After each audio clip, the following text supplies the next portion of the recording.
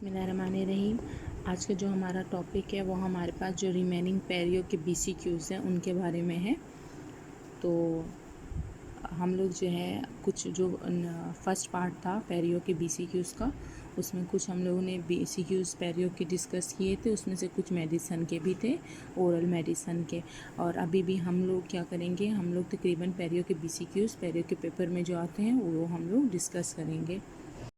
अच्छा, हम कंटिन्यू करते हैं। हमारे पास एक BCQs आता है कि हमारे पास पेरिडोंटल जो पॉकेट होती है उसकी डेप्थ को मालूम करने के लिए हम लोग कौन सा प्रोब यूज़ करते हैं, तो CPITN प्रोब यूज़ करते हैं। ठीक है। उसके बाद हमारे पास दूसरा जो BCQs आता है वो जिंजिवेक्टोमी और जिंजिवोप्लास्टी से आता है। अच्छा, हमारे पास जो जिंजिवेक्टोमी होती है वो क्या होती है, हमारे पास इनकी डिफिनेशन के बारे में ये अमूमन आता है। तो हमारे पास जिंजिवेक्टोमी और जिंजिवोप्लास्टी जो है उसमें मेन डिफरेंस यही है, दोनों है सर्जिकल प्रोसीजर। लेकिन जो जिंजिवेक्टोमी है वो हम लोग रिमूव करते हैं डिजीज़ टिश्यू पार्ट को। ठीक है। दोनों हमारे पास क्या होता है, हम गम की ही ट्रीटमेंट करते हैं, लेकिन इसमें क्या होता है हम रिमूव करते हैं डिजीज़ पार्ट को। ठीक है। जो गम का डिजीज़ पार्ट होगा उसको रिमूव करने को हम लोग क्या करेंगे, जिंजिवेक्टोमी कहेंगे। लेकिन हेल्दी को हम छोड़ देंगे। ठीक है। लेकिन हमारे पास जिंजिवोप्लास्टी जो है, जिंजिवोप्लास्टी क्या होती है, हम रीशेप करते हैं किसको, हमारे पास गम को, फॉर कॉस्मेटिक पर्पस। ठीक है। दूसरा BCQs आता है कि हमारे पास जो हम लोग ट्रीटमेंट ऑफ फर्केशन करते हैं उसमें हमारे पास कौन सा फैक्टर जो है वो हम लोग देखते हैं। ठीक है। मोस्टली कौन सा फैक्टर जो होता है वो हम चेक करते हैं, तो रूट रंग चेक करते हैं। हमारा जो नेक्स्ट BCQs आता है वो लुडविग्स एंजाइना के बारे में आता है। और लुडविग्स एंजाइना जो है वो हमारे पास टॉपिक है ओरल मेडिसन का। ठीक है। अच्छा, लुडविग्स एंजाइना क्या होता है, लुडविग्स एंजाइना जो होता है वो हमारे पास जैसे फेशियल सेलुलाइटिस है। ठीक है। और लुडविग्स एंजाइना सेम फेशियल सेलुलाइटिस है, लेकिन severe form of facial cellulitis है। ठीक है। एक बात तो इसमें से ये याद रखनी है, दूसरी ये याद रखनी है, मोस्टली ये होता है किस वजह से, जब हम सेकेंड और थर्ड मोलर की एक्सट्रैक्शन करते हैं। ठीक है। उसकी वजह से बैक्टीरिया की इन्फेक्शन हो जाती है। ठीक है। जो कि स्प्रेड करती है सबलिंगुअली और सबमैंडिबुलरी। अगर सिनेरियो में या कहीं पे भी ये पॉइंट आ जाता है कि हमारे पास एक पेशेंट है, OPD में आया, उसका नेक स्वेलिंग वगैरह हुई है इन्वॉल्विंग सबमैंडिबुलर और सबलिंगुअल पार्ट या एरिया को, तो उसको क्या कहते हैं, लुडविग एंजाइना आता है। लुडविग एंजाइना में सेम अगेन दूसरा क्वेश्चन जो आता है उसमें हमारे पास कौन सी किस टाइप की स्वेलिंग होती है। ठीक है। जो स्वेलिंग होती है वो हमारे पास बोर्ड लाइक स्वेलिंग होती है। थर्ड सेम लुडविग एंजाइना से दूसरा जो आता है उसकी कॉम्प्लिकेशन पूछी जाती है, तो हमारे पास क्या होती है, जो रिस्पायरेशन होती है वो कॉम्प्रोमाइज़ हो जाती है। ठीक है। और पेशेंट को सांस लेने में मुश्किल होती है। मोस्ट कॉमन कॉम्प्लिकेशन यही है उसकी। ठीक है। तो उसकी ट्रीटमेंट के लिए हम लोग क्या करते हैं, ट्रेकियोस्टमी करते हैं। अच्छा, लुडविग एंजाइना के बारे में अमूमन ये भी पूछा जाता है कि हमारे पास अगर कोई ट्रीटमेंट हम कर रहे हैं तो वैसे तो हम लोग ज़ाहिर सी बात है हम देखते हैं सर फेशियल सेलुलाइटिस की ही टाइप है या सवेयर फॉर्म है फेशियल सेलुलाइटिस की, तो हम ड्रेनेज वगैरह कर लेंगे। नहीं, इस केस में हम ड्रेनेज हमारे पास एज सच इफ़ेक्टिव नहीं है। ठीक है। चलो, रिस्पायरेटरी जो प्रॉब्लम है उसको सॉल्व करने के लिए हम लोग ने क्या किया, हमने ट्रेकियोस्टमी की। ठीक है। ट्रेकियोस्टमी की, उसके बाद हम लोग ने किया वो क्या नाम है, ट्रेकियोस्टमी की। उसके बाद हम लोग ने क्या करना है, ड्रेनेज करना है। जो ड्रेनेज है वो एज सच इम्पॉर्टेंट नहीं है। ठीक है। इस केस में। और थर्ड क्या करते हैं, हम लोग पेंसिलिन देते हैं। पेंसिलिन का बारे में पूछा जाता है, हम हाई डोज एंटीबायोटिक देते हैं पेंसिलिन का। ठीक है। अच्छा, फिर उसके बाद हमारे पास दूसरा BCQs आता है कि हमारे पास एक पेशेंट है। ठीक है। हमारे पास एक पेशेंट है आफ्टर सेलिंग। ठीक है। हम लोग उसके कितने टाइम बाद उसको बुलाएंगे। ठीक है। 1 वीक 1 मंथ। ठीक है। फिर उसके बाद हमारे पास आ जाएगा नेक्स्ट क्वेश्चन जो आएगा वो अगेन हमारे पास इसके बारे में आता है कि एक्यूट एंटीबायोटिक स्टोमेटाइटिस का दूसरा नाम क्या है, तो एक्यूट एट्रोफिक कैंडिडोसिस। ठीक है। फिर आ जाता है हमारे पास नेक्स्ट क्वेश्चन आता है, यही हमारे पास ओरल मेडिसिन के ही पार्ट है। ठीक है। इसमें हमारे पास क्या है कि वेगनार्स ग्रेनुलोमेटोसिस जो है उसमें हम लोग क्या करते हैं, ठीक है, एक पेशेंट आया उसमें हमने सब कुछ किया, इसके बेस्ट टेस्ट क्या करते हैं हम ESR देखते हैं। ठीक है। ESR जो होती है इसमें क्या होती है, रेज्ड होती है। ठीक है। ये बात याद रखना। नेक्स्ट जो क्वेश्चन आता है वो हमारे पास अमूमन स्वेलिंग ओपीडी में एक पेशेंट आया, उसको हमारे पास क्या है, फ्लोर ऑफ माउथ में क्या है, स्वेलिंग हुई है, ठीक है। और वो मोस्टली कब होती है, ज़्यादातर हमारे पास जब वो ईटिंग करता है, ठीक है। तो उसको क्या हुआ है, ठीक है। तो फ्लोर ऑफ माउथ का जिक्र होगा। और दूसरा, ड्यूरिंग ईटिंग स्वेलिंग हो रही है, पेन हो रही है, तो क्या होगा, सब मैंडिबुलर कैल्कुलाई होगा, ठीक है। ये आपने याद रखना है। फिर उसके बाद हमारे पास कुछ सिंड्रोम्स हैं, इनको आपने रटे याद रखने के। लेम्से हंट सिंड्रोम के साथ कौन सा हमारे पास सिंड्रोम वो है, ये हमारे पास एहलर्स और डेनलस सिंड्रोम, ठीक है। लाइम डिजीज़ के साथ हमारे पास कौन सा होगा, सिजोग्रिन सिंड्रोम होगा, ठीक है।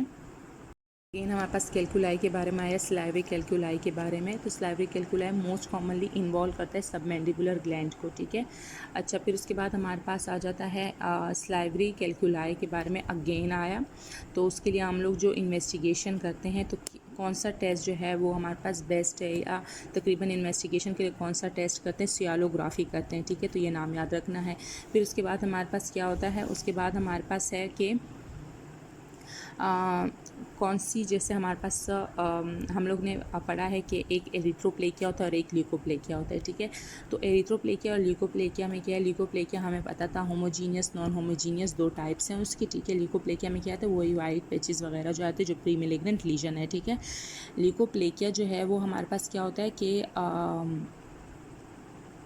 मोस्टली हमारे पास जो ल्यूकोप्लेकिया होता है उसके दो टाइप्स हैं, होमोजीनियस नॉन मेलिग्नेंट है, मतलब सच तो नहीं हम कह सकते कि नॉन मेलिग्नेंट है, लेकिन क्या होता है कि मेलिग्नेंसी चांसेस लेस हैं as compare to non homogeneous के, ठीक है। जिसे हम लोग स्पिकल ल्यूकोप्लेकिया भी कहते हैं, ठीक है। उसमें सबसे ज़्यादा मेलिग्नेंसी चांसेस ज़्यादा हैं। तो अगर BCQs में आता है कि सबसे ज़्यादा मेलिग्नेंसी चांसेस किस में ज़्यादा हैं, तो नॉन होमोजीनियस में, स्पिकल ल्यूकोप्लेकिया में, या एरिथ्रोप्लेकिया में, ठीक है।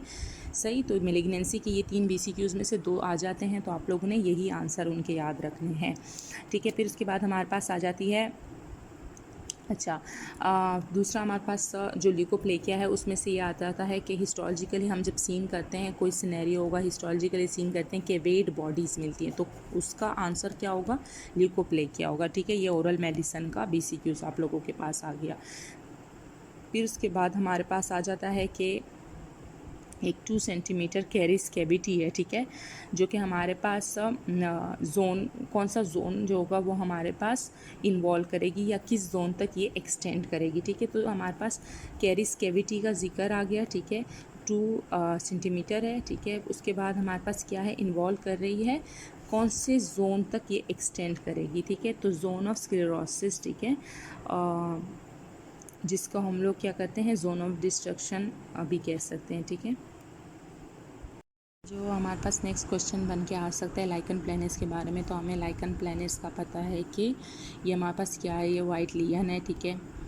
अच्छा, हमारे पास क्या होता है, जैसे अगर माउथ में होगा तो रेटिकुलर स्ट्राई बनेंगे, और अगर हमारे पास उसके बारे में आएगा, क्या नाम है, जो स्किन के बारे में आएगा, तो मोस्टली क्या रिस्ट वगैरह को इन्वॉल्व करता है, जिसको वाइकैम स्ट्राई बोलते हैं, ठीक है। तो इससे अमूमन यही आता है कि वाइकम स्ट्राई का पता हो, रेटिकुलर स्ट्राई का पता हो, ठीक है। फिर उसके बाद हमारे पास आ जाता है कि एक सिनेरियो टाइप का आएगा कि एक पेशेंट है, ठीक है, ये ओरल मेडिसिन के BCQs हैं। एक पेशेंट है जो कि एंटीबायोटिक ले रहा है, और उसको लियन हो गया है ऑन स्किन, और क्रस्टिंग हो गई है लिप्स के आसपास, और उसको एलर्जिक रिएक्शन हो गया है, तो उसको कौन सी बीमारी है, आप उसको डायग्नोस करो। तो एरिथमा मल्टीफॉर्म है, क्योंकि वो हमारे पास टाइप 3 हाइपर सेंसिटिविटी रिएक्शन होता है, और वो मोस्टली हमारे पास क्या होती है, एलर्जिक की रिएक्शन बोल सकते हैं, या हाइपर सेंसिटिविटी रिएक्शन की वजह से होगा। तो अगर कहीं पे भी इस टाइप का सिनेरियो आता है, या एलर्जी हो गई, या हमारे पास हाइपर सेंसिटिविटी हो गई, या डायरेक्ट पूछा टाइप 3 हाइपर सेंसिटिविटी, तो एरिथमा मल्टीफॉर्म होगी। और अगर स्किन लेयन भी है, क्रस्टिंग भी हुई है, ठीक है, तो हम लोग समझ जाएंगे एरिथमा मल्टीफॉर्म है, ठीक है। इसके बाद ये फिर से हमारे पास ओरल मेडिसिन का BCQs है कि कॉटन वूल अपेरेंस है, तो वो किस में आती है, तो पैजेट डिजीज़ में आती है। अच्छा, फिर उसके बाद हमारे पास सिस्ट के बारे में अगर पूछे जाए कि हार्ट शेप सिस्ट किस में होता है, तो नेज़ोपैलाटाइन सिस्ट में। ये ओरल पैथ में भी यही BCQs आ सकता है और कॉटन वूल अपेरेंस का भी ओरल पैथ में आ सकता है। अच्छा, IgA हमारे पास अगेंस्ट डेस्मोसोम्स जो बनते हैं वो किस में बनते हैं, जैसे हमारे पास पेम्फिगॉइड है, पेम्फिगस वगैरह है, तो IgA जो हमारे पास एंटीबॉडीज़ बनते हैं वो किसके अगेंस्ट बनते हैं, डेस्मोसोम्स के। तो वो कहाँ पे होते हैं, पेम्फिगस में होता है, ठीक है। अच्छा, फिर उसके बाद हमारे पास आ जाता है सब एपिथेलियल क्लेफ्ट्स हैं। सब एपिथेलियल क्लेफ्ट जो होते हैं हमारे पास, जब भी हमारे पास जो हम दो टाइप के होते हैं ना, जैसे सब एपिथेलियल हो गया और एक हमारे पास क्या हो गया, एक बिटवीन एपिथेलियम हो गया और हमारे पास between epithelium and connective tissue हो गया। तो हमारे पास अगर सब एपिथेलियल के बारे में पूछा जाए तो पेम्फिगॉइड आंसर होगा। ये मोस्टली ये BCQs रिपीट होता रहता है। फिर अगेन हमारे पास एक सिनेरियो आ जाएगा आप लोगों के पास कि हमारे पास एक पेशेंट है, वो आया और उसमें क्या हो गया, हमारे पास जो थर्ड मोलर है वो हमारे पास इम्पेक्टेड है और उसमें सिस्ट भी डायग्नोस हुई है। तो कौन सी सिस्ट हुई है, तो OKC हुई है।